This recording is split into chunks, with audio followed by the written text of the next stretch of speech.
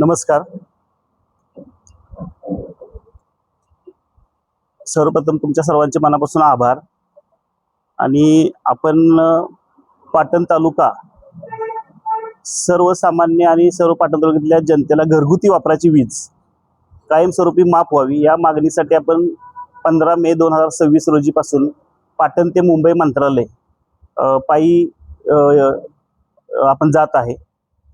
तर त्या पायी जात असताना आपण पाटण तालुक्यातल्या जनतेसाठी वीज कायमस्वरूपी माफ व्हावी याकरता आपण जात आहे.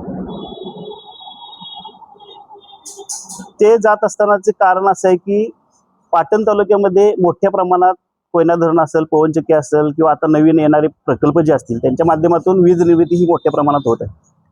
2062-64 सालापासून कोयना धरण वीज निर्मिती करत आहे.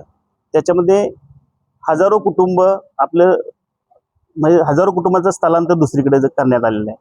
आणि ते करत असताना पवनचक्की सुद्धा बनवत असताना हजारो एकर लोकांनी जमीन दिलेली आहे. आणि त्याच्या सर्वांच्या ह्या सर्व वीज प्रकल्प पाटण तालुक्यामध्ये मोठ्या प्रमाणात होत असल्यामुळं आमची एक छोटीशी मागणी आहे की पाटण तालुक्यातल्या जनतेला घरगुती वापराची वीज या सरकारनं, या शासनानं माफ करावी. यासाठी आम्ही ही खरं तर पदयात्रा काढलेली आहे.